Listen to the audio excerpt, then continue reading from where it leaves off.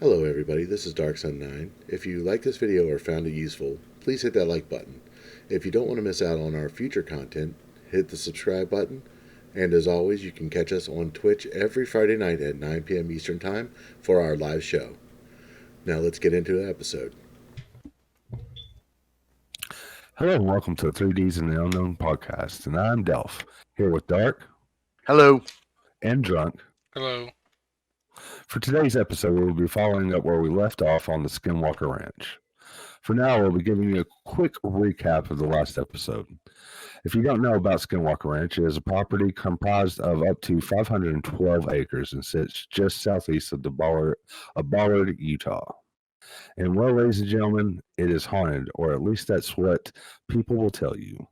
Whether you believe the stories of shape-shifting skinwalkers or buy the inexplicable stories of cattle mutilations and UFO sightings, there are a few things you should know about the most mystical property in Utah. The ranch is shrouded in mystery and surrounded by literal barbed wire and security cameras covering every inch of the property. Now, a little bit about the history of the ranch, which was named Sherman Ranch by its previous owners, Terry and Gwen Sherman. The couple, along with their two children, experienced bizarre happenings for as long as 15 months before telling their story, or more appropriately, stories. Archived in June 1996, Desert News article, Frequent Flyers, the Shermans were reluctant to even then talk about the paranormal activities surrounding the ranch, because as Terry put it, I don't know really what to think about it. For where we left off on the last episode, we heard a few stories from giant wolves to UFOs. One story we heard was where a police officer seen a blue and white light plunge into the water of the Uinta Basin and shoot back out, disappearing into the sky. Same with four young men and their girlfriends. They had seen a ball of white light flying out of the water before disappearing into the sky. The whole basin has had many encounters with unidentified aerial phenomena. Some stories from the Sherman Ranch we heard was that when the first arrived on the property, a giant wolf-like creature walked up and let them pet it before seeing a calf on the other side of the gate. The calf stuck its head out of the gate and the wolf latched onto its head. Then Terry went in and got different guns shooting the wolf, having no effect. He then chased the wolf after it ran off. Despite him shooting it with several big caliber guns, the wolf left no blood trails. After tracking it through the woods, its tracks disappeared at a creek. Another story is that Gwen arrived one day and another giant wolf walked up to her car, and the wolf itself was so big that it had to hunch down to look into the car. Now imagine a wolf having to look down just to see through the window. These are the few things that we have talked about in the last episode, and if you missed it, feel free to go back and watch it on the Drake Kingdom YouTube channel. Now let's get back into our investigation of Skinwalker Ranch. All right, cool. So before we get into it tonight, I want to touch on a story that happened around New Year's.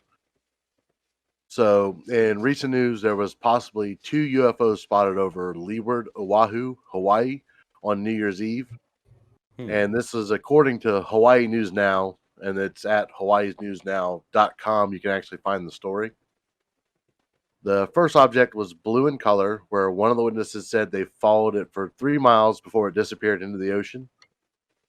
She had described it as being bigger than a telephone pole, stating when it landed in the water, it made no noise.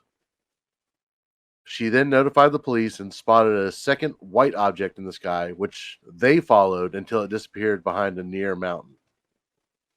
Now, there is a website, UFOofinterest.org, and they have posted on their Twitter was at UFO of interest.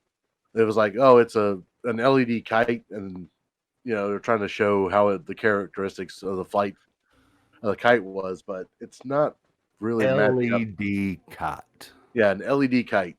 Like when you watch the video that they put out, you can see it like spiraling straight down. And the other video that was shot, was like it stays like a solid mass. Yeah. So, was it UFOs? It's possible. We're not sure, but if you want, you can go look at those 2 sites and you can see the full story. Now, why I brought this up was because this would be a great lead into the first story we're going to start with tonight. So, while it's not the proverbial UFO sighting, so to speak, it does deal with one of the aspects that has been associated with flying saucers. And this has been going on since the 1970s. Just 1 second, sorry. And it's the disappearance of cattle and then finding the bodies mutilated to some of them. So the UFO phenomena in that area had been documented in the book called The Utah UFO Display by Dr. Frank Salisbury, a plant physiologist and professor of plant science at the University of Utah. And he recounted the history of the UFO encounters in the Uinta Basin. And he put all these accounts and facts about the encounters. And these encounters are still happening up until this day.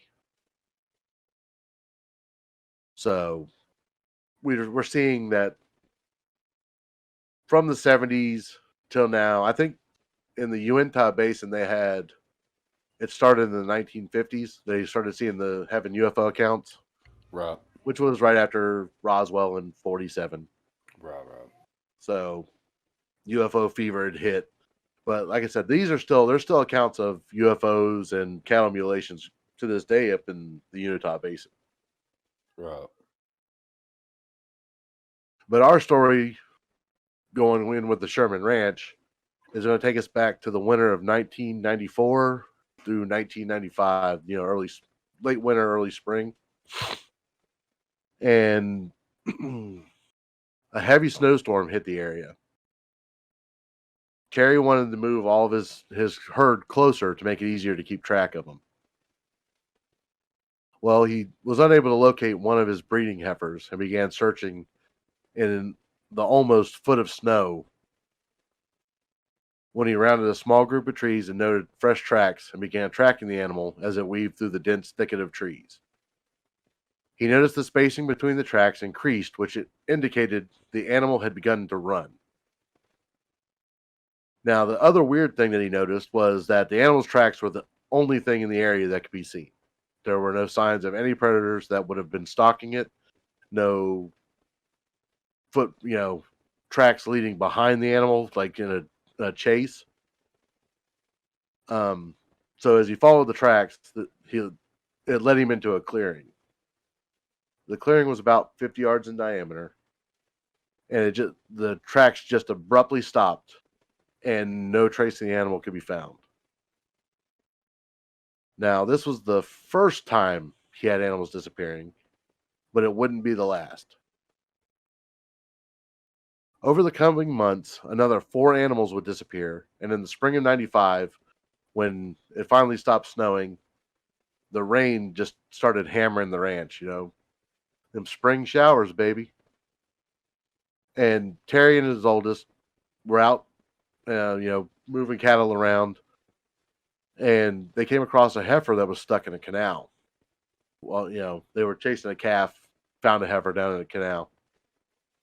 After they caught the calf, the two beheld a gruesome sight. The heifer was laying motionless in the canal, and the rear end had been carved out, and the animal's entire insides had been sucked out without any loss of blood. And you said it was inside the river, though, right? Yeah, it was in like a little canal. So it was like where if you look at it, it was like a muddy embankment on each side. Mm-hmm. And where it had been raining, it formed like a little creek through there. Right. So the heifer was trying to get up and out of the canal, and they're like, okay, well, she'll be fine for right now. The calf is running loose. They chase down the calf. Takes them about less than 20 minutes to catch the calf. They come back. The animal's dead, just laying motionless in the bottom of this canal with the rear end like carved out. Not like something attacked it, but literally like it was carved out with like a surgical tool or like a laser. That's crazy. And they were only gone 20 minutes, so how Yeah, could... so 20 minutes, and then but the other thing is all the insides were sucked out. Yeah, that's what gets me the So most. if you look at it, so the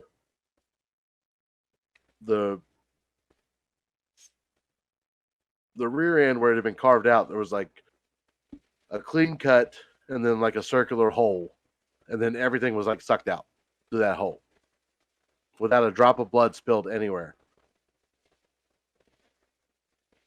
So That's crazy. It's like That's wicked. I can't even imagine like how something like that could happen, and especially in just a small time of 20 minutes. It's surreal, man. but you listen and you follow in on most of the stories with all the mutilation stuff like that. It'd be like, well, the calf or heifer or bull went around into the trees over here. 5 minutes later, we come over, it's dead, completely cut up, missing an ear, tongue's gone. And it's all like surgical precision. It's weird, and it's all tied about to, oh well, we've seen something in the sky. Right. So, but this was just one encounter. 3 months later, they had discovered another cow, or another one of the cattle was been found mutilated. That was kind of the similar, but the only thing taken out of this one was the reproductive organs and rear end had also been carved out, but it also took the ear. But it was covered in like a brownish gel-like substance, like laying around the body. Like something had melted around it. Yeah, like I don't know if it'd be like an acid or anything like that, but it was definitely something. Well, if it was an acid, it had more effect on the carcass, though, right? Possibly, it just all depends, because some acids burn fast, some burn slow, some of them are acids, but they don't do anything to you. So Right. being the type of acid, that's one of the things. But it's just really weird that 2 cattle within 3 months and 4 other of the herd has been just disappeared. So over the span of maybe 6 months to lose 6 cattle, Black Angus. Yeah, that's a lot of money. A lot of money. Mm-hmm. And then, well, to make matters worse, is that the same type of mutilation would occur 2 more times early spring of '96. And that's the time the Shermans got there, right? Well, no, this was the time the Shermans decided that it wouldn't be financially feasible to stay on the ranch. Right. Okay, I got you. So that would have been early '96. So that's when I think NIDS would have came in. Yeah, well, they were only there, what, it was 18 months, right? Yeah, 18 months. So from '94, late '94, like summer, To early to 96. early '96. Now, so that was the types of mutilations that they had seen. Now we're going to get into the story that you liked, which was the guy going out in the field to meditate. God, I love this story. Every time I think about it, man, I thought about it earlier today, and it gave me goosebumps thinking about it. So what happened was, by the end of June '96, that's when everything started taking off. Rumors were circulating about the ranch, and I think that's when the Deseret news article hit. Yeah, frequent flyers. Yeah, frequent flyers. So once that actually started circulating in the media, they knew that it was only going to be a matter of time before it started drawing in people, and everybody's like, "Oh God, this is going to happen now." Well, one day in late June, their their fears were confirmed. So they watched Terry and his son watched the vehicle come down the entrance gate all the way down to the homestead, and this gentleman got out of the vehicle, said, they talked about for a few minutes, and then the guy got straight to the point. Was like, "Look, I've heard of the bizarre events going on in this place. I've driven a very long way to a very long distance to visit this place." And the guy, Terry's like, "Look, this is private property. We're not interested in developing land. We don't want tourist attractions." The guy's like, "Look, all I want to do is go onto the property and meditate." So Terry and his son just kind of looked at each other, grinning half-heartedly, like, "Okay, dude, we'll do this." So Terry, his son, and the man got into his truck. They drove out onto the property. They get about a mile in. The guy goes, "Hey, this is where I want to meditate." And it was on a small pasture surrounded by a little bit of trees. The guy walked into the middle of the field, about 100 yards from the tree line. Terry walked with him, and they stood just watching him. Kind of giving his son the shit-eating grin, like, "Hey, yeah, this guy's off his rocker." So Terry was about 30 yards from the stranger, so probably 130 yards from the tree line. The guy sat down, closed his eyes, spread both his arms out, and started meditating.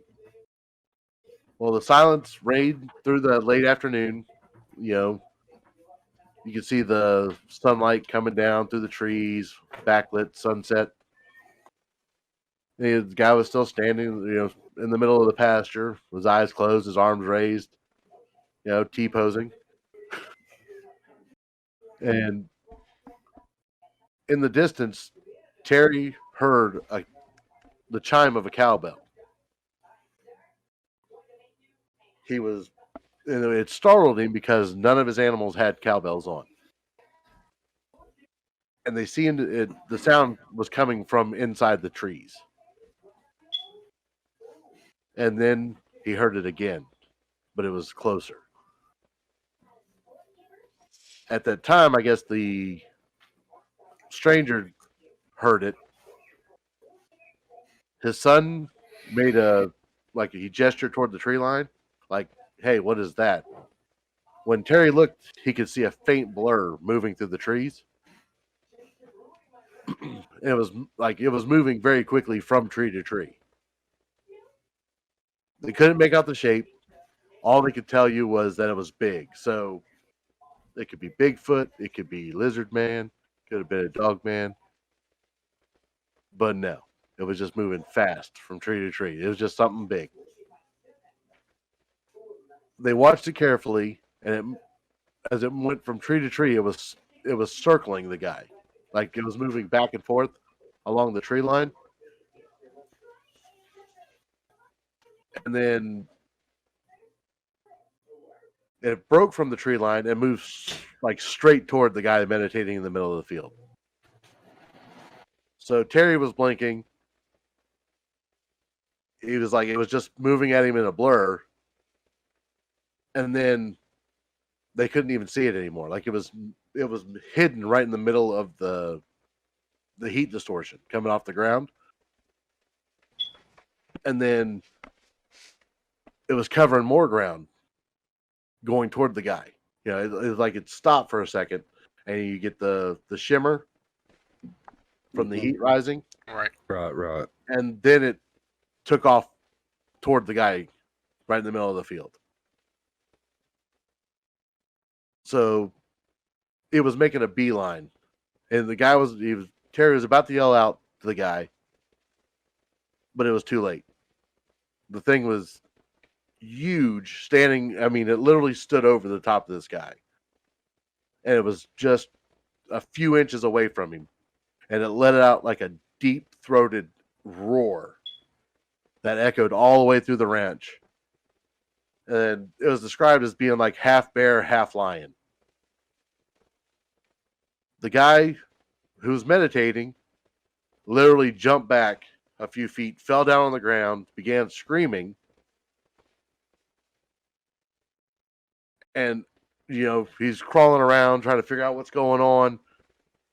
This thing, just as fast as it appeared onto the property, made a beeline straight back to the tree line at full speed. And all of them could only see was the blur at the wavy lines of it moving. And then once it got into the tree line, just completely vanished. And then the guy jumped up, grabbed Terry, hugged him, like he was just screaming like a little baby.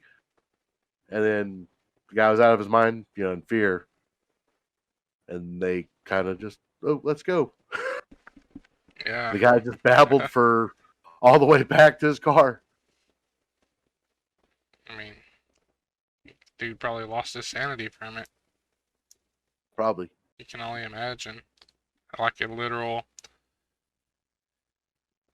what's the word I'm looking for? Like a mirage, like it just, like when something's invisible, you can see it, but you can't see it. You just see like the blur.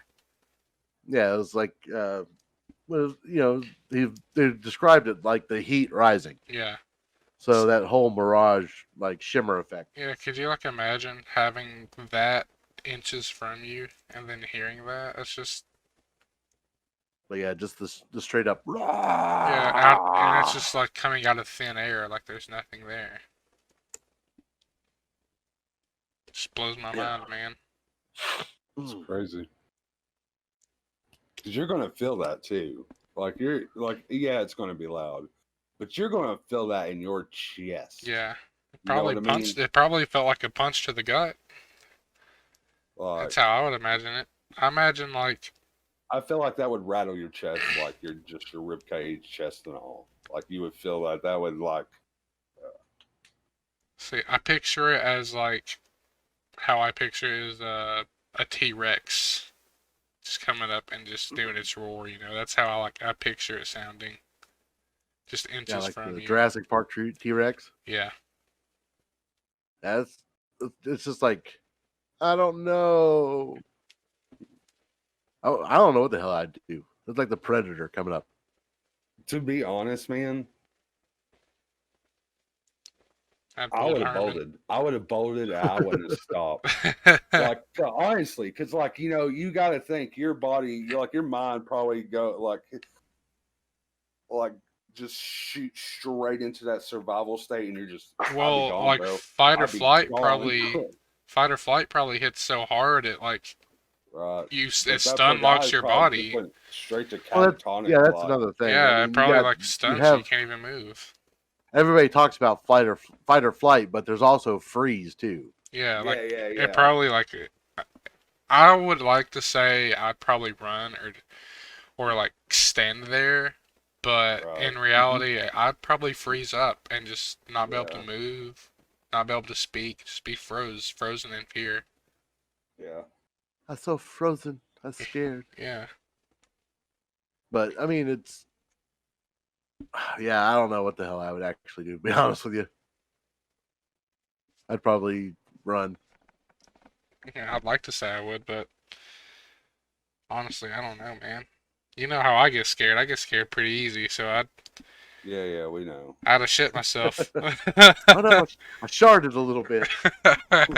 It wouldn't have been a shark, so I'd have been full on. Lose a straight 30 pounds. Yeah. I don't know. What does chat think? What would chat do? Yeah, what would you all What do? would you do, chat?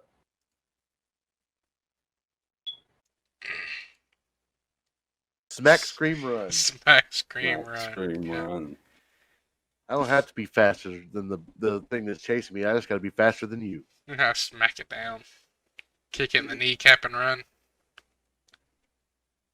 Bitch slap it back to the tree line. It's like that video where the dude's at the birthday party and he just goes around smacking everybody. Yeah, he's smacking everybody. The cops come in, he's smacking all the cops, all the kids, all the parents. Yep, I could Yep. picture that. How do you know you have a problem? Oh man. Well, That's we'll right. move. Let's get on to the last thing that really kind of set them over the edge. and where they decided it was time to do something about leaving the ranch. Right. Well, as we discussed earlier, they'd all gotten used to seeing like the UFOs and the orange objects that came out of the sky, and the floating RVs that were on the property. But yeah, that it's one's crazy. Floating RVs. yeah, the floating RVs with occupants that they could see. Interesting.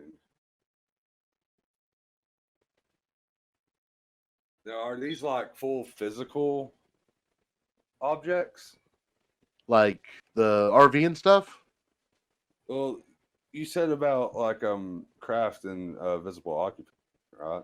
Yeah, so in the last week or the last podcast we did, since we had a couple weeks off due to the holidays and people being sick. Yeah. The wife actually seen one of the vehicles up close, the ones that they described as being like the size of an RV, but move more like a floating bathtub. Yeah. Oh yeah. But she's seen one of the occupants through one of the doorways because it landed in the pasture right outside the house. All right. And the being took up the whole doorway on the side of this craft. And then she kind of had a breakdown and called the husband home because he was out of town. Right, right. Well, it's So like that how big's the doorway though? Because it's like that's perspective. well, it's the size of an RV. So even if you were to take, That would have. Well, I mean, RV doors aren't really that wide. well, yeah, but for aliens, Yeah. it's pretty. They're still the same height as a regular door. Yeah, so you got to It's think not as that could wide. be a good 6-7 foot. I think it's like 82 inches is the size of a door. Don't quote me on that. Right.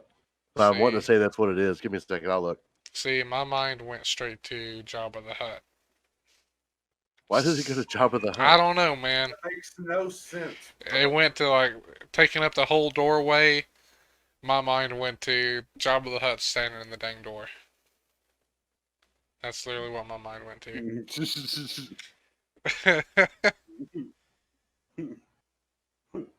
It's 80. It's 80 by 80 by what? 24. 80 by 24 is what a RV door is. Okay, so 24 inches wide and 84 Yeah, inches it's 2 tall. foot wide, but it's 80 inches tall. Okay. So you can say this thing's standing a good 7 foot tall. Pretty close. It took up the whole width of it. So it's about at least 6'6". Yeah. So the only reason I know it's 80 inches is when you try to do measurements over distance. That's what you base it off of, is like a standard door size. Yeah. But so, like I said, they've gotten accustomed to all these weird happenings going on until they started seeing this flashing blue intense balls of light. Now these ones it sparked a little bit of different fear in them because they had seen the orange ones, the crafts, everything like that, or they're ordinary things to them right now. Right. But when the blue ones came out, even the dogs took notice to it. And even over long distances, the dogs seemed to be able to recognize the blue floating objects and would actually like growl and bark at these things when they're like 300 yards away. Right. And to them, it was always less than 10 feet off the ground. So it moved relatively close to the ground, very fast. Style. North, and it would run north and south over the pastures. When it got to the southern end, it would abruptly turn and begin flying back. And So then it's just running laps up and down the pasture. yeah, basically that's what it would do. It would run north and south on the southern pasture that they had. And it would get to the southernmost point, turn around, and come back up. And then, so Terry was out there one day, and it came flying in his direction, and he tensed because he figured this thing was going to run right into me. But when it got closer to him, it kind of slowed down and changed course. But he was actually able to see that this was a perfectly round blue orb. It was bigger than a baseball. It was capable of very sophisticated, intelligent maneuvers. Right. So mean, if it's going he to set the avoid dog. them, it can, obviously you would think that it's smart. Right. I mean, yeah. I mean, it's able to avoid him, turn, change directions, go back. So without really thinking about it, he set the dogs loose because they usually stayed beside him when they were flying around. Right. So the dogs took off, and as fast as they could go in the direction of the orbs. It didn't seem to react to the presence of the dogs until they got close enough to it. The 3 dogs began leaping at the object. They were biting at it, everything like that. And it just kept skillfully like dodging them. It was like they were missing them by like an inch every time. Like it was like, boop, like I missed it. Missed it again. So this went on for probably about 20 minutes, I think, of them chasing it. And this thing was dipping and dancing around all over through the pasture. And when a couple minutes, it was about 20, 25 minutes. So it was a couple minutes after they had dipped behind this little embankment of trees. The dogs just like yelped, right? Like they were in agony. They were hurting. Then silence. Nothing moved. He waited for the animals. Nothing. Finally, he went back in after about a couple hours. Then they went out in the morning to inspect where the tree line, where the dogs were with the blue orb, and they could smell the burned flesh. And 10 yards in, 3 large brown circles of dried out grass were in the middle of the clearing. And then it was just like a blackish, greasy mess. That was all that was left of the dogs. So it melted them.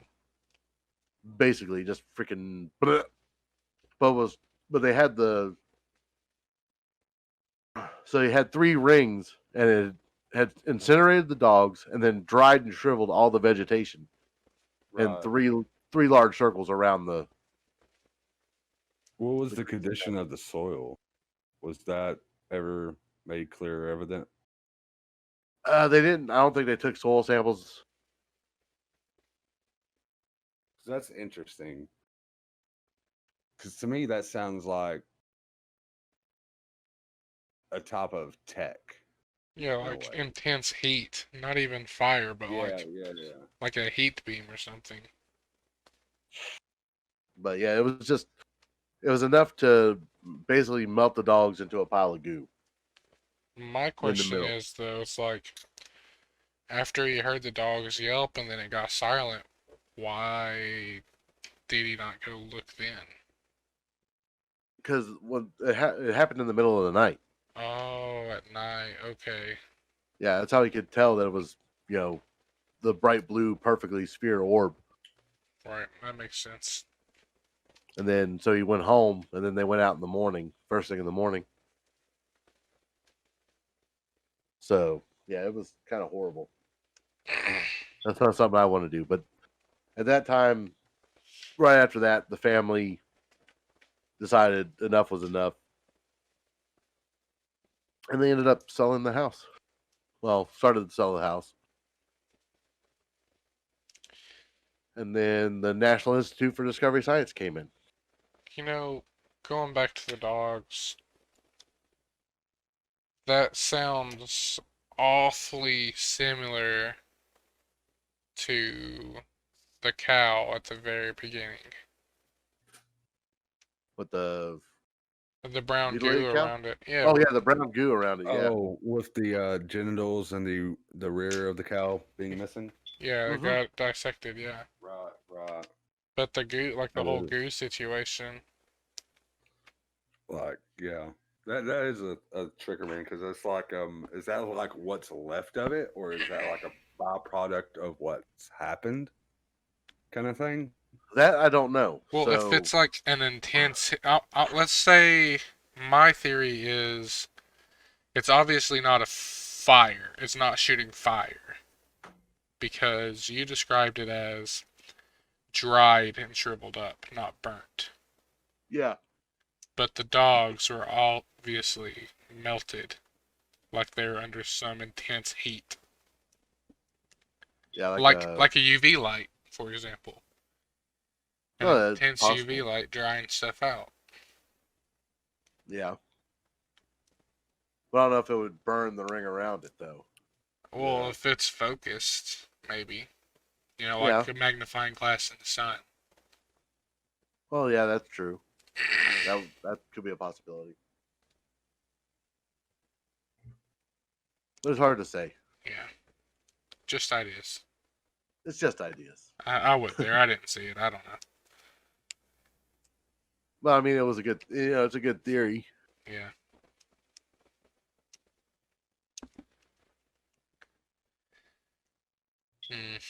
I don't know, man. It So, just makes you think. It's like I feel like some of this stuff is connected at the same time, like so like very far apart and different. Right. I don't know. well, it's like they still. I mean, even after all this stuff happened, they ended up moving like 25 miles away. That's all. Right. It wasn't that bad apparently. Yeah, pull out your binoculars, you can see the property. Still see it. Yeah, Right. just hop and skip away. No big deal. I mean, because even Terry Sherman actually worked on the ranch later on, as after NIDS came in. He took care of the animals and irrigation, and he fixed the fences and stuff like that. Right. And he went out with like the scientific teams when they watched it, like late night stuff. And then he could just go home now, away from the place. I mean, you got to think that probably brought him like a sense of clarity too. Yeah, I can leave this place now. I Yeah. don't own it. And So I don't Maybe. necessarily have to come back. Or a sense of obsession to stay with it. That is true. To see it through. What's going to Food happen for next? thought. I mean, there is. I'm trying to think of if we should go too much into the NIDS stuff. There is one story I do want to touch about with the National Institute for Discovery Sciences, hmm where they had a camera set up. It was 6 cameras out in one of the pastures, right? Right. And all of a sudden, 2 cameras went completely offline. So they thought, this okay, story. well, maybe the storm went out, took out some of the cameras. No big deal. Well, they sent out 2 technicians to change it, or check on the cameras. Well, when they got there, the cabling had been completely ripped out of the back of the cameras on 2 different ones. Right. Now these cables, right, were, I don't know if you've seen like the thick coaxial cables, because I think it's 96, 97. Right. There was an HDMI with these little USB cables going out everywhere. And it was like coax cabled in. They screwed into the back. But they were also on a 50-foot pole at the very top with a PVC pipe that was bolted to the pole, and the cable ran down the PVC pipe. Right. Underground. Say again? And I can't. Didn't you tell me? You told me the story before, and now can't the other cameras see these two cameras? Yeah, that's what I was going to get to. Okay. So I was trying to describe these poles are 50 foot tall. They've got a piece of PVC pipe about a 1/4 inch running all the way up the backside, and they're bolted to the pole that these cameras are mounted to. But like I said, they went out there to check to see if there was a power outage, but the entire cabling had been ripped out of the cameras. So the cameras were still on the top of the pole, but the cabling and the PVC pipe had been ripped off the top of out of the back of the camera. Well, when they were cycling through the cameras, they found out that both of those cameras had went off at the same exact time at 8:30 p.m. And one of the cameras across the pasture from it actually had both of those cameras in view. When they watched it back, they saw nothing. Right? So you can see the light flashing on the camera to let them know that it was on. And then you see the cabling get pulled out and those lights turn off on the cameras. But you don't see anything climb up the pole to pull it out on either one of those. They just both went out at the same time. That's intriguing. So they had a few incidences in when NIDS was there, but it's hard to say because not a lot of it had been taken and shared, and like I actually had to go through this book just to get some of the tests that they were doing. They were trying to do radio frequency testing, doing radiation testing, with Geiger counters and everything like that, testing for trace amounts of radiation on the soil, just observations of things in the sky. It was kind of crazy. It's basically they're doing shit to piss off whatever's out there. Yeah, basically. It's like, hey, check this out. Can I poke you with a stick till you attack me? So, but the last thing was when the new owner took over. Is it Fugel? I don't know how to say his name. Brandon Fugel. I think it was Fugel, yeah. I think I want to say it was Fugel, but I can't remember if we looked it up and seen if it was pronounced that way or not. We looked it up, but honestly, it's been 3 weeks. I can't remember. But yeah. But when he took over, they actually did a story. Let's see if I can find that story so I can give everybody a reference.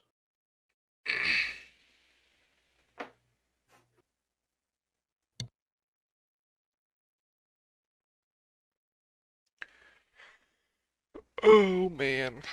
Well, while he looks this up. It's KSL. Oh, cool. Well, I had it bookmarked, so that's why I was trying to just remember if it was KSL or ABC. But KSL actually did a story when History Channel decided they were going to make a documentary on the Skinwalker Ranch. So if you go to History Channel, I think it's season 2 right now. Mm-hmm. And they actually had some paranormal encounters with the anchorman and the camera woman out there. So they seen an object, seemed to leave the ranch they caught on camera. Just like took straight up, took off straight up, heading straight into the clouds, then disappeared. Then when they tried to get their drones or some of the cameras, the batteries just completely drained. The one that was amazing though was Drunk seen this one, and it took him a couple Yes. times to see it. I'm so glad you're bringing that up because that's what I But was like. I was hoping for it. They had set a camera down to do like a time lapse video, and it was in the doorway of this adobe building. And as you watch the camera, you actually see like the wind pick up, and then it actually ignites, like a spark ignites a little small fire in front of the camera and it burns out. Out in the middle of this house, nothing there, just there, dust. an abandoned adobe building. Well, it was an abandoned homestead on the property. But if you go to ksl.com, there is actually Mystery of Utah Skinwalker Ranch very much still alive, or very much alive. And it was, just watching the video, it was really kind of hair raising. Yeah, I watched it a couple times before I could see it, and then once you see it, it's just you can't not stop watching it. I'll probably watched it 50 times just because it shocks you. It really does. Just like seeing what happened and not being able to understand it. It just makes you think about all this different stuff. But yeah, it's like they have, there's armed security there. Oh, what was the other thing? They had another, right when, I forgot about this part. So when they couldn't get the drone flying and they were having problems with the batteries, they were also getting bombarded with a weird radio signal. Like it was an inaudible radio signal, but it was showing up on the actual equipment that they had out there monitoring radio frequencies.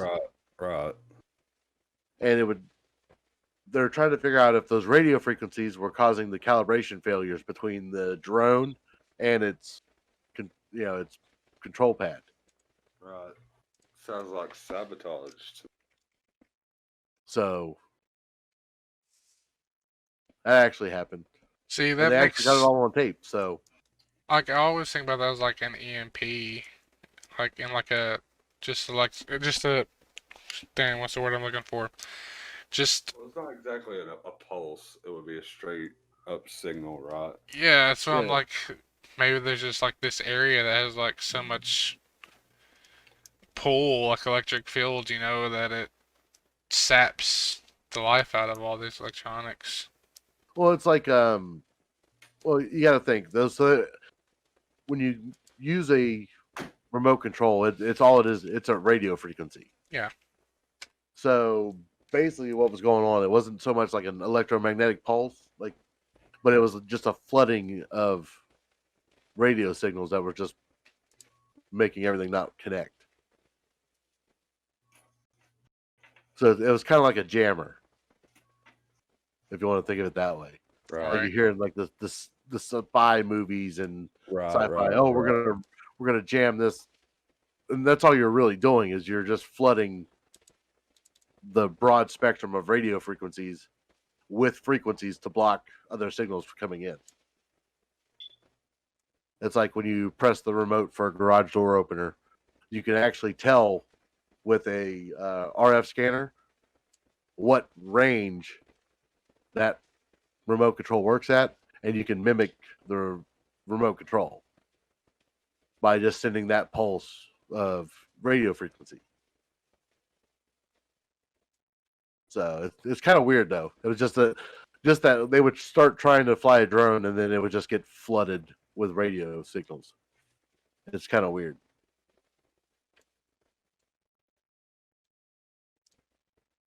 But I think that's all I got on the Skinwalker Ranch. Well, we are closing in on an hour, so got any other stories? Anything with while Bigelow was there? You had a couple stories over the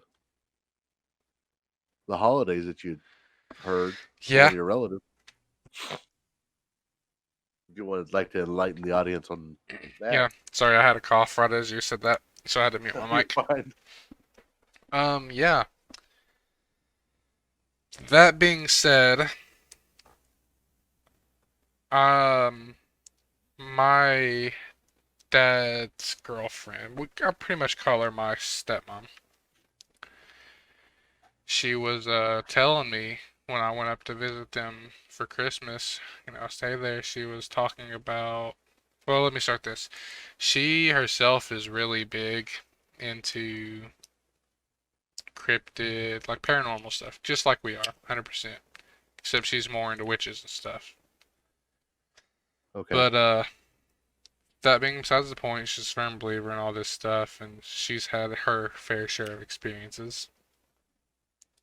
And she was telling me that outside my dad's house, it's up in Glencoe, Kentucky.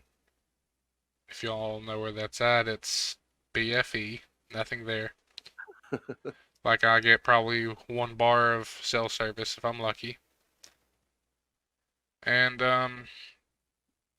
she said that one night she went outside and her sister was on the balcony on the side of the house, and my stepmom, she was out front, and she seen something standing on the side of the road, hunched under a little tree, basically practically in their yard, probably no more than 20 feet from her, maybe 30 feet.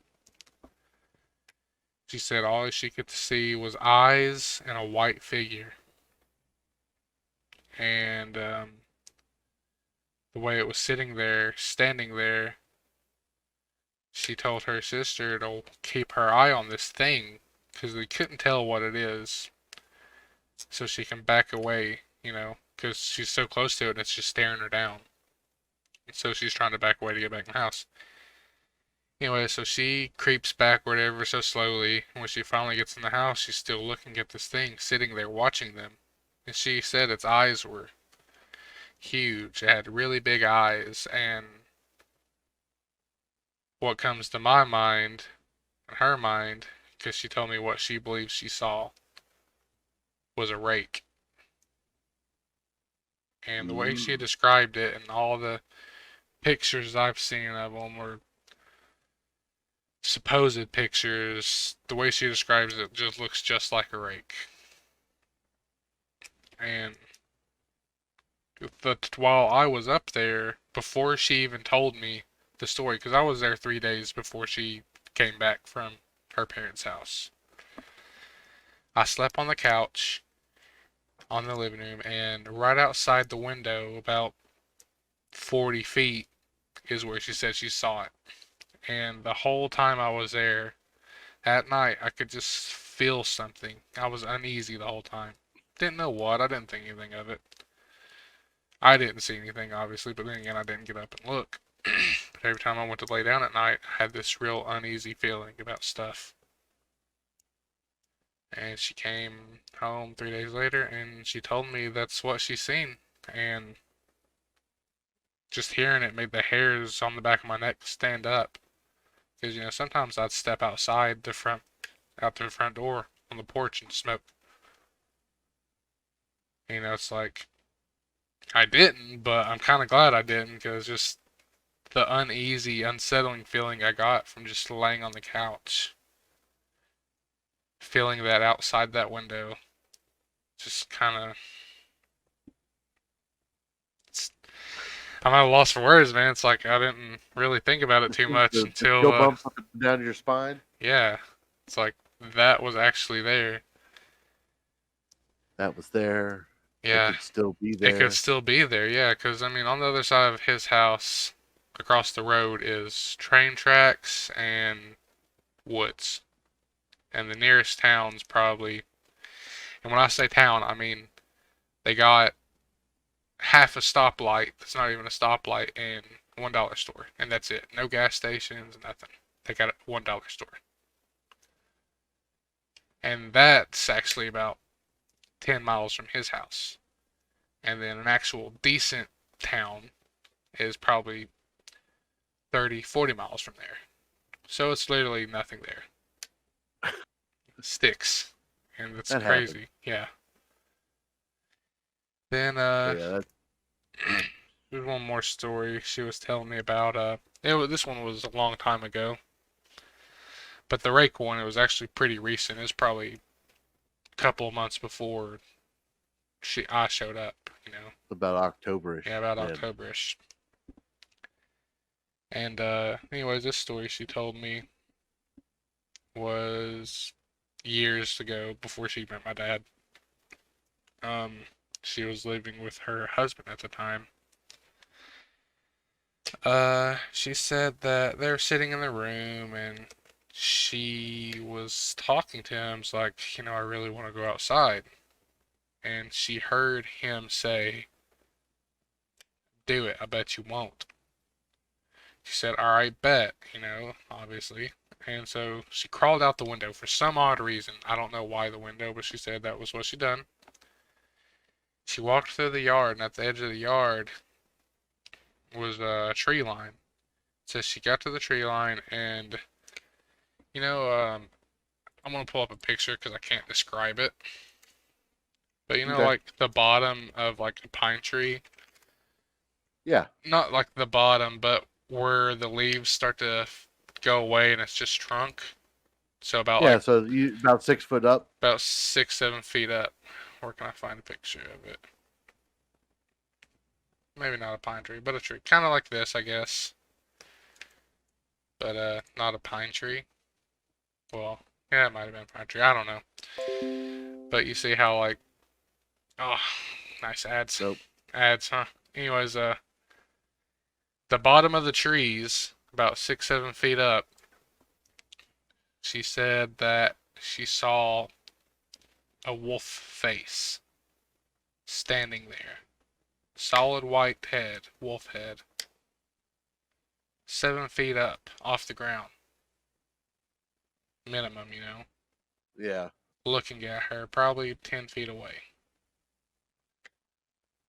And at this time when we were talking, she was like, I brought it up because I was telling her about the podcast, you know, and how we're doing Skinwalker Ranch. Mm-hmm. And she was thinking, oh, it's the Skinwalker, it's a shapeshifter. But the way she was describing this thing, and this, she said it smelled horrid. She could smell it. It makes me think it's a dogman, you know? It's literally a dogman. What we done on our first episode. That's what I want to believe. Said it's a huge wolf head. Huge, she said. Head probably as wide as her shoulders. Had the yellow eyes. It's crazy. And she said she creeped backwards, back away from it, you know, and got back in the house and shut the window. And she said to her husband, said, why did you tell me to go out there? Why did you say that to me? And he said, I didn't say anything to you.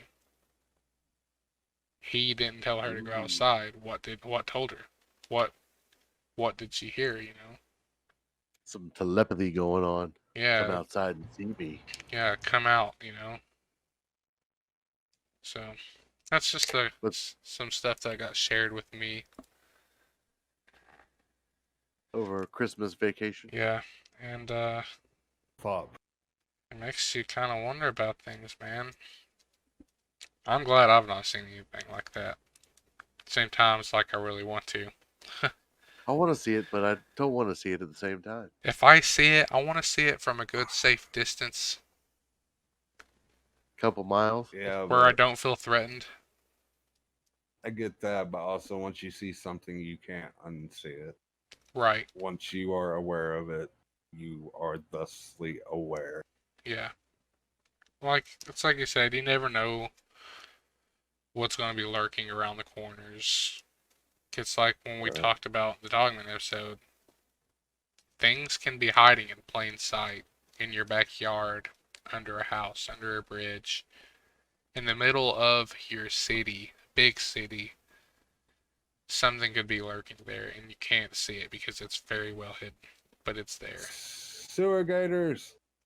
Basically, I mean, got Michelangelo and Donatello running around there somewhere. You never know. Yeah, you never know. Yes. But the whole Dogman thing, that is actually a very interesting thing It is. because And I'm going glad into next week, Speaking of, we have a surprise. We'll be revisiting the Dogman, but we're going to have a guest speaker.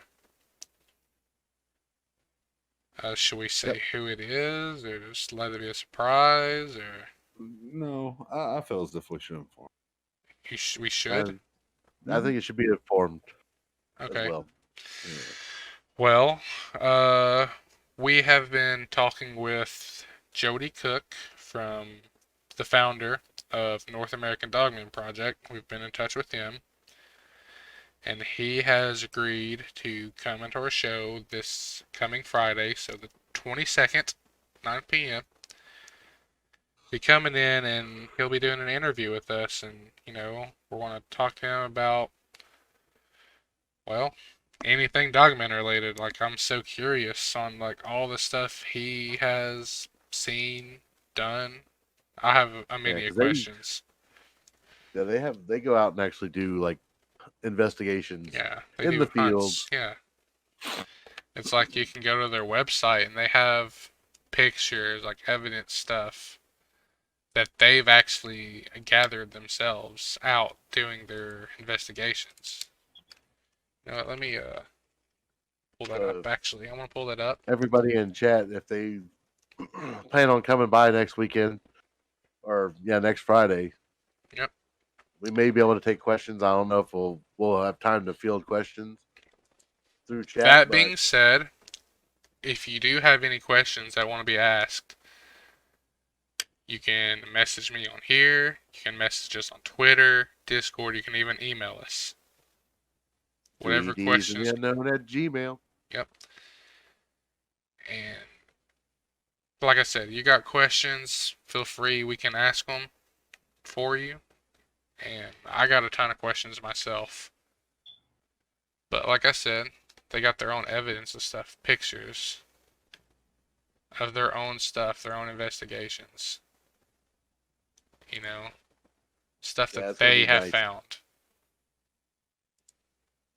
And I'm going to tell you right now, my number one question is going to be this. Which one? Right here. The blue light. The whatever you want to call it. Picture. Oh, yeah, we've seen the negative. Yeah, the negative.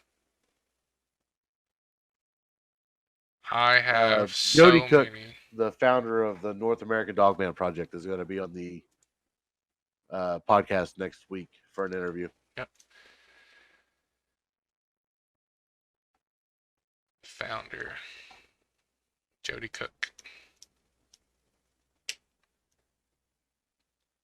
And that's cool. He seems like a pretty good guy. We talked via email and we messaged back and forth on Facebook. Good guy. I hope to learn a lot from him, honestly, because I have a ton of questions. I'm sure you all do too. Yep.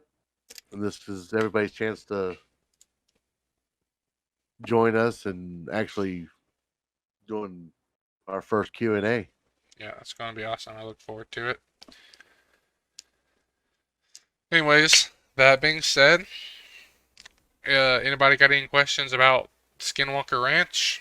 Anything you've heard about today? Like the blue orb and the dogs, that blows my mind. Yeah, it's just kind of a sad thing. I was like, I want to bring it up, but I don't want to bring it up. Yeah. No, that was a dogs are really crying. good story, actually, because I'm glad you shared that one, because that gives me so much to think about. I'm a theorist kind of guy. I like knowing things, thinking on how it could happen, Oh yeah. How would that even be? But thanks, Draco, for that. It was huge. He was way more cooperative than I thought he would be, honestly. Yeah. So that's gonna be fun. Yeah. Any questions about tonight? Feel free to ask. We'll hang out for a little The bit. floor is now the chats. Yep. But yeah, man, going back, thinking about that. For the Dogman or the Blue Orbs? The blue orbs, there were Skinwalker Ranch. We'll save the Dogman stuff for next week. Oh well, I thought. Well, we were talking about your Dogman encounter that your stepmom had. So Yeah, well. I thought she was going back thinking upon that, reflecting on it. Well, if you want me to reflect on that, man, it's like I can reflect on anything. Just give me a chance to think about it for a minute, and I'll reflect pretty good on it. No, I was just saying because you were like going back on that. I'm like, well, Yeah, I went back to the blue orbs. Blue Orb. And I just can't wrap my I head sent you around my it. autograph twice, dude. I'll send you another one. I gotta make you a new shirt with a new logo. So Yeah. The S, by the way. Sorry, I had a cough. I meant to say the S. 3DS, yeah. Yeah. But yeah, like, man, I'm at a loss for words when I think about it. And you said it was that night, the blue orb going north and south, is switching directions from field to field. Yep. Was almost going to run into him and hit him, but it slowed down and diverted its path around him. Yep. And then he let the dogs go. And he let the dogs go. And they chased it for about half an hour, and then they disappeared behind some trees, and then he heard the dogs yelp, and nothing after that till the next morning.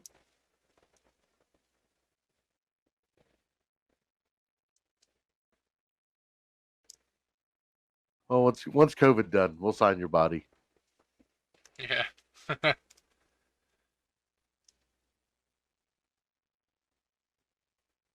Right across the back. big bold letters. Drunk Uncle Bulge was here. Yep.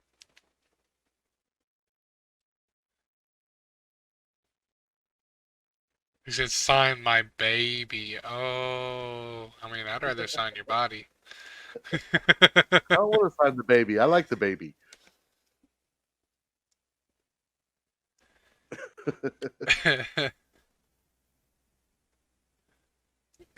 He said, I still accept. It's funny. Well, if nobody's got any questions, I guess we're going to end it here. Yeah, awkward, huh? Awkward. Nah. Just a couple of guys being some dudes. Yeah. You got anything to weigh in on, Delph, before we close off for the evening?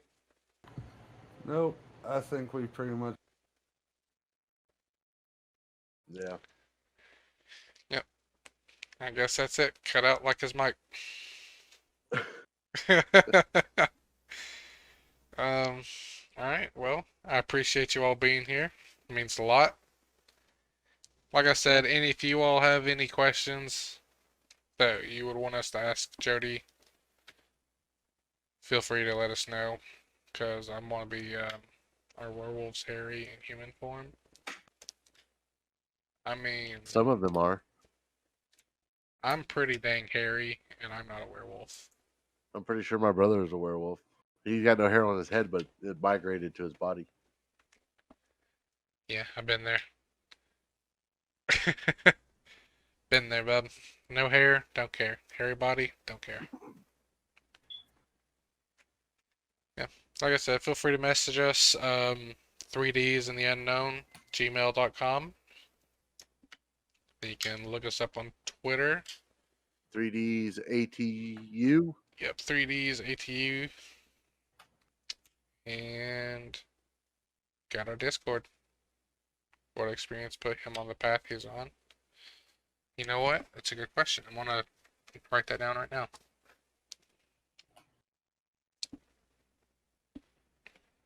Get my handy dandy pen out of my pocket from work. Perfect. Get this handy dandy envelope sitting right here. Perfect. And Good to go. What was his name on Dylan Dog? If they could just randomly sprout hair when they want, then I would grow a killer stash. I don't know, man. I've seen you with just a stash. It's not pleasant. Have you seen Dylan Dog, Dead of Night? I have not. Okay. Look up Kurt Angle played Wolfgang, right? He was a werewolf. And he's bald and clean shaven. So if it follows that one, then yeah, they can just grow hair whenever they want when they become a werewolf.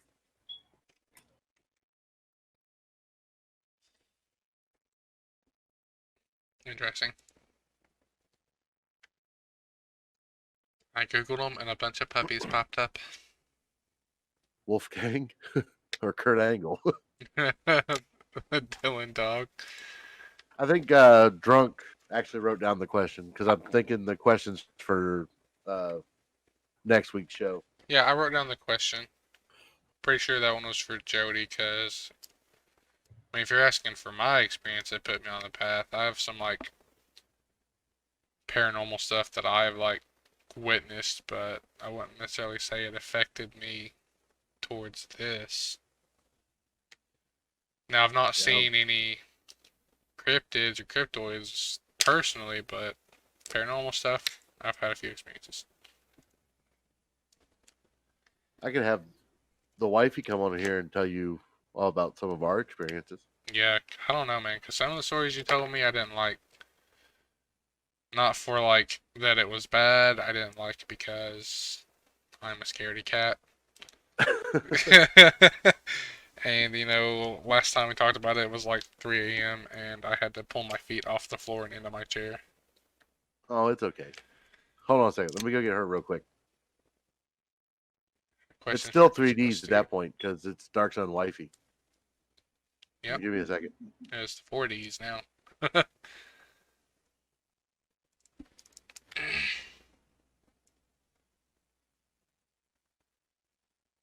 Oh, what about you, Delph?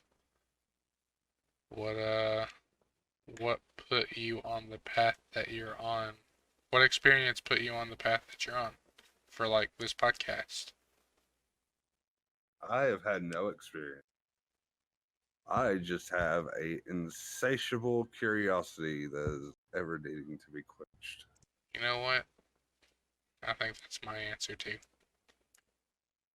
Hi guys. Hey, Hey, Wuffy. Okay, so he wants me to tell you guys about a story. He wanted me to tell y'all about New Orleans, but I have a better one. The ghost one in the hotel. So we used to live in a house in Mount Sterling, Kentucky. It was relatively old. It was probably built in the 30s or 40s, somewhere around there. And it was near downtown. Downtown Mount Sterling, it has some pretty haunted history in itself. But our old house was particularly interesting one night when Dark had gone out to the movies with a buddy and I believe his brother and his dad. And me and who's now my sister-in-law and our youngest were at the house. Me and my youngest were downstairs in the living room. This was right after Christmas. And we were sitting on the couch watching a movie. The way the house laid out, when you come in the front door, you're immediately in the living room. If you go through a doorway to the left, you go into our room. That opens into the next bedroom, which was our youngest. And then it circles around. It's like a big, shotgun house sort of thing. Because you walk straight through, you go into the dining room, then into the kitchen, then out the back door. Yep, I know. And there was an how you're talking about. upstairs. Yeah, so we were sitting there watching. Oh God, he was probably like 2 or 3 at the time, so it was some stupid kid show. And my friend was upstairs because she lived upstairs. Well, we're sitting there, and this remote control car starts going, and I'm like, "Oh man, she's messing with me, right?" So I'm looking at it, and it's going forward and backward and turning and everything. So I get up and I'm like, "Where the fuck you at, man?" And I look, and the car stopped dead, and the controller was sitting on the table. So I get my phone and I call her and I said, "Where are you at?" And she was upstairs. I'm like, "Bring your ass down here."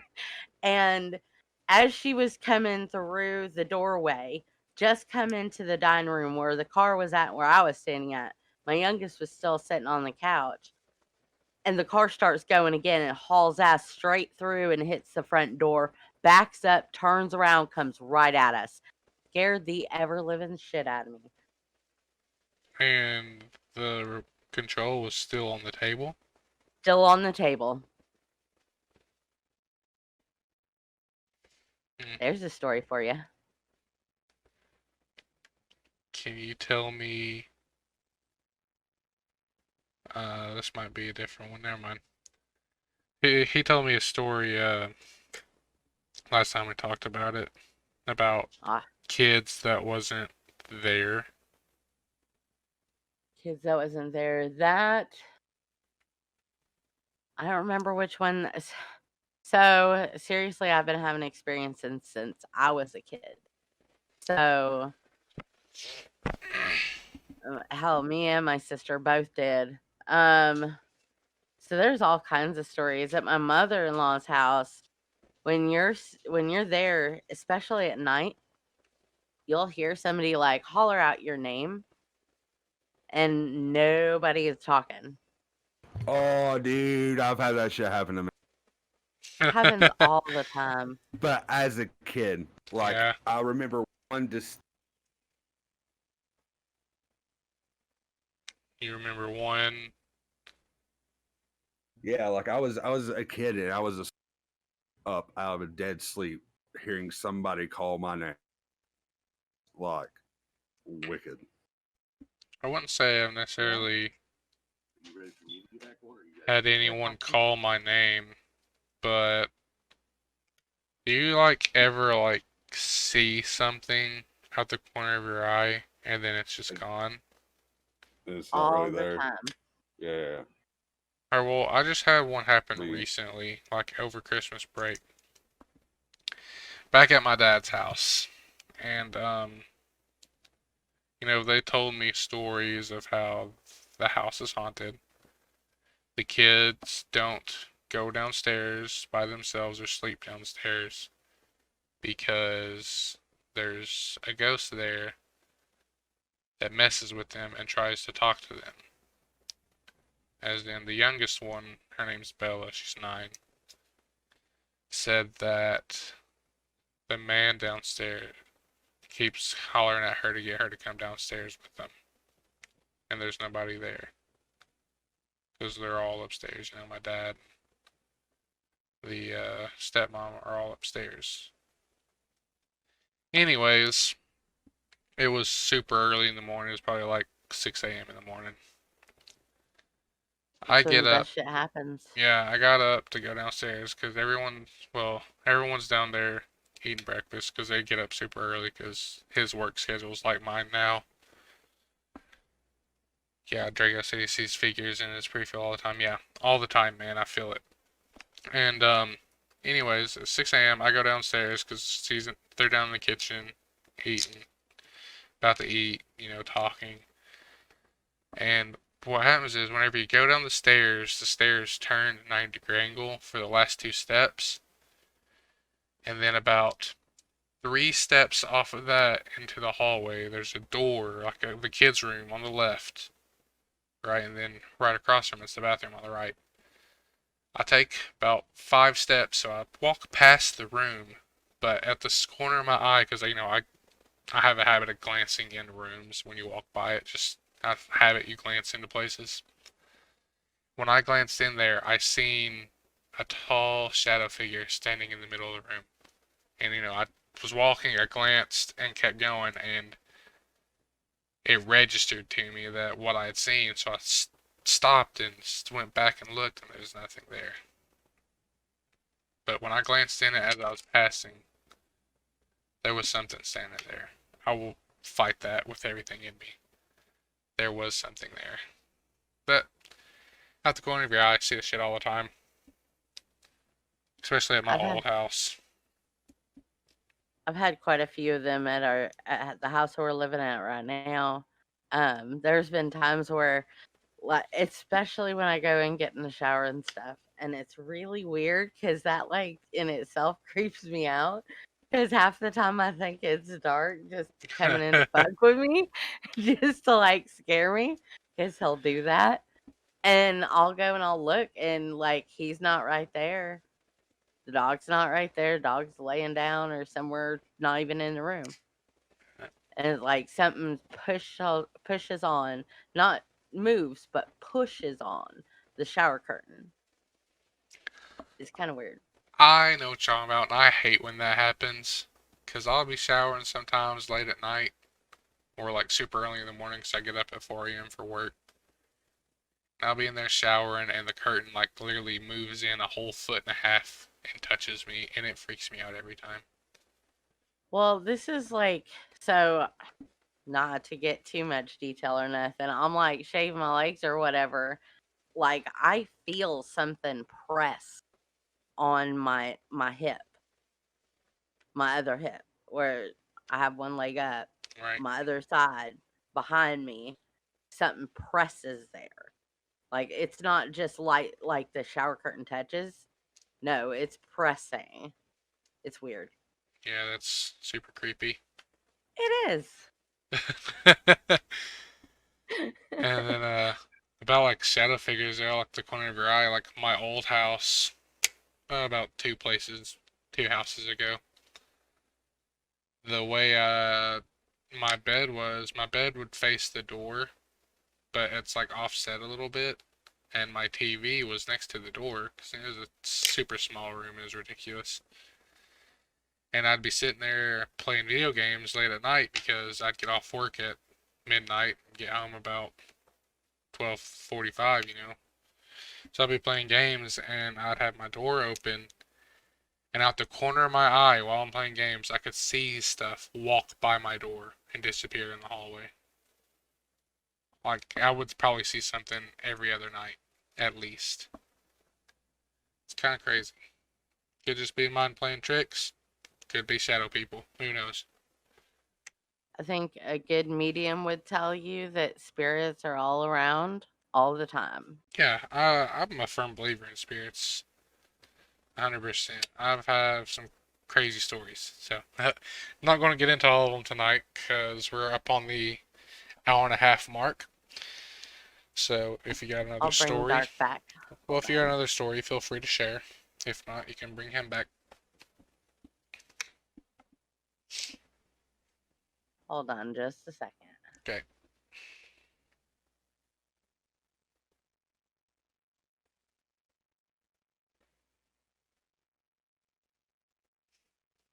What about you, Delph? Got any crazy ghost stories? No, not actually.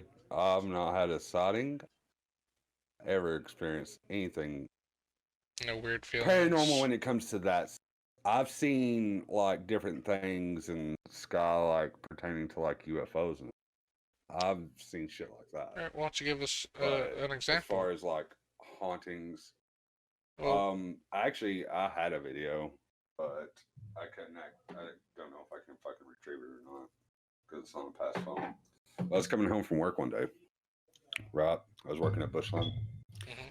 This is a furniture factory for those of you that don't know.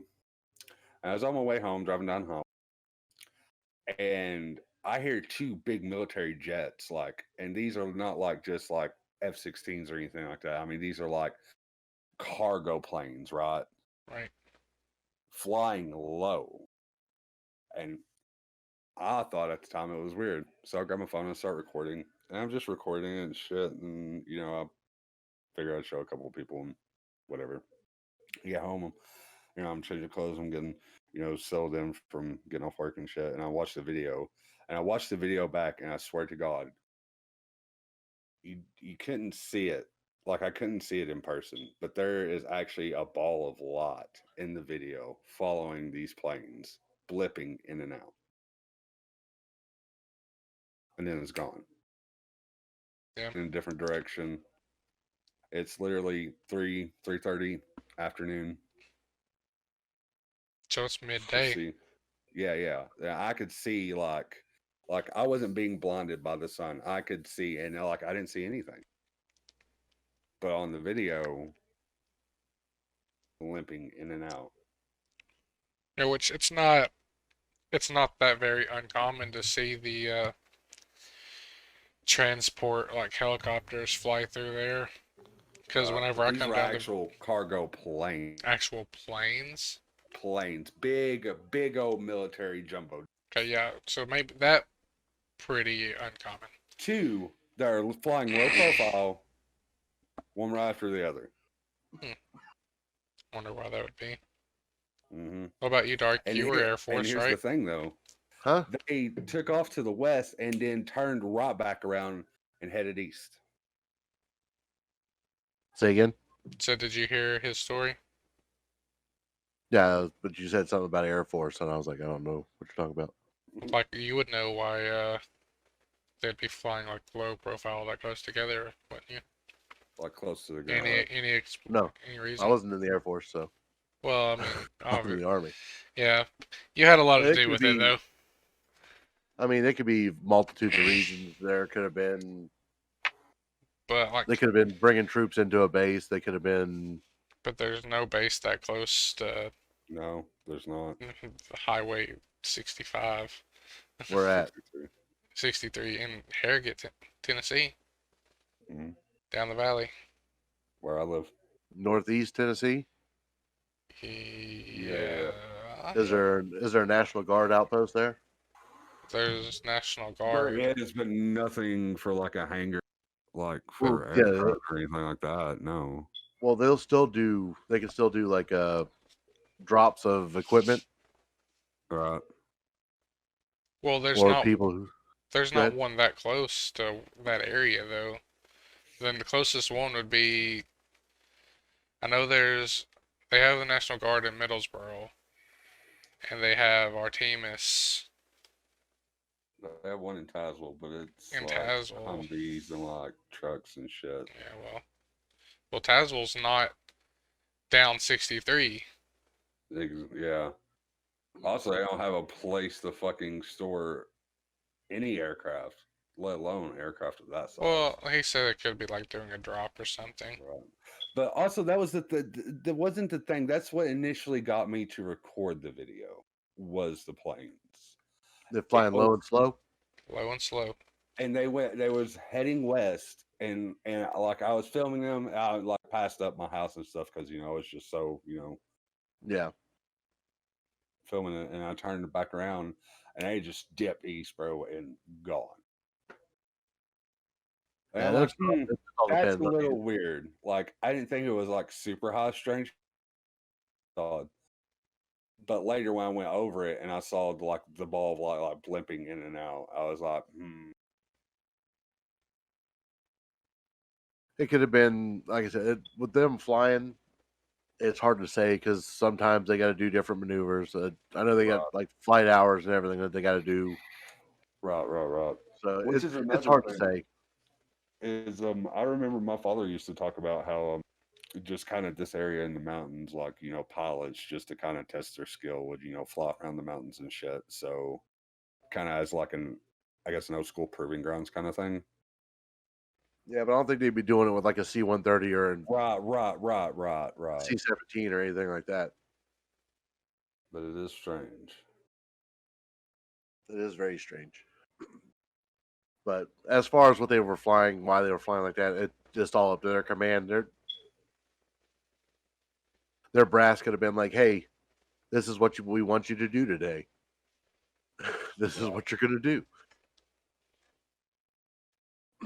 There could have been currents at a higher altitude that they couldn't fly through. So That's true. Didn't think about that.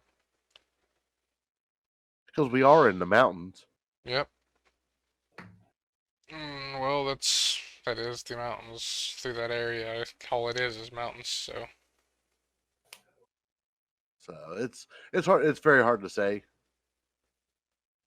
But two of them, like in a low formation like that, it could be anything. Honestly, now if it was like jets flying low, that could be a multitude of things as well. But that's more concerning. Yeah. well, you would think like a cargo plane would be like high up in there, not low. You know. Right. Well, okay. So, are you guys familiar with how like radar works? Mm-hmm. For the most part, yeah. You fly low So, enough, you can. You kinda have get flying by. under the radar. Yeah. Yeah. Uh, some cargo planes and bombers specialize in flying under the radar. Right. So, I mean, without actually knowing exactly what plane it was that you had seen, it's hard to say because they've got a multitude of different types of planes.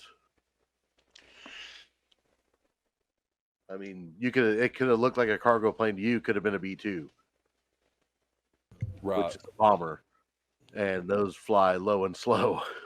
Right. Which, by all means, I am no expert or anything close to the matter. Right. So I would not have like any know-how of different types of aircraft and whatnot.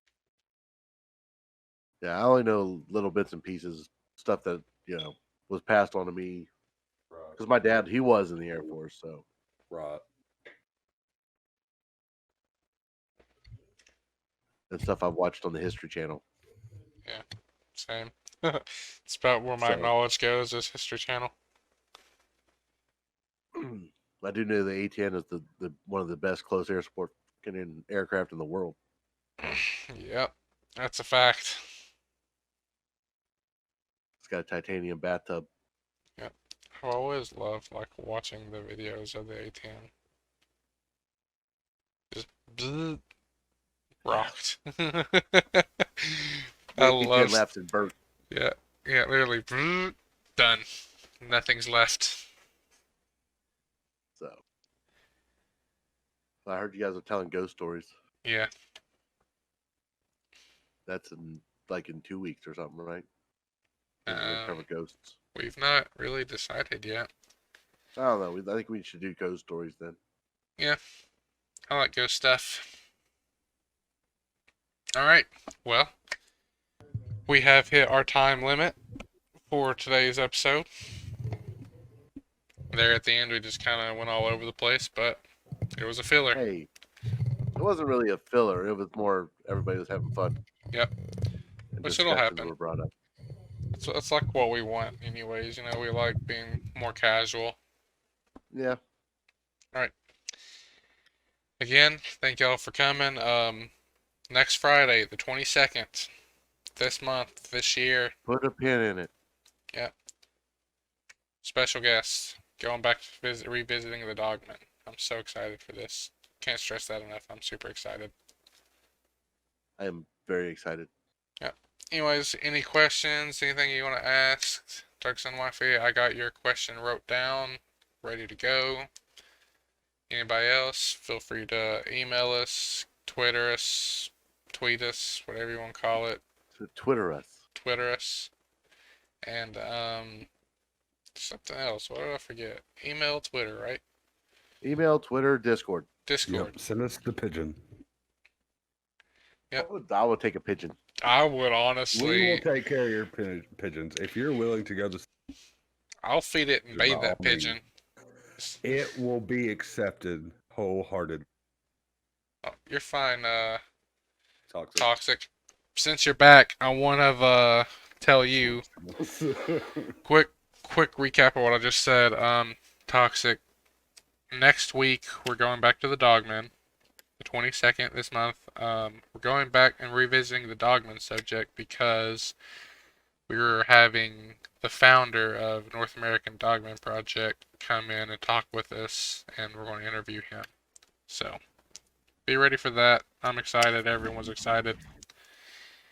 If you have any questions you would want us to ask, let us know, and we will ask them for you. Anyways, I think that'll wrap us up. We're well over time now. Love each and every one of you. I'm Drunk, here with Delph, Dark. Yep. We'll see you on the next See one. y'all later. Peace. Peace.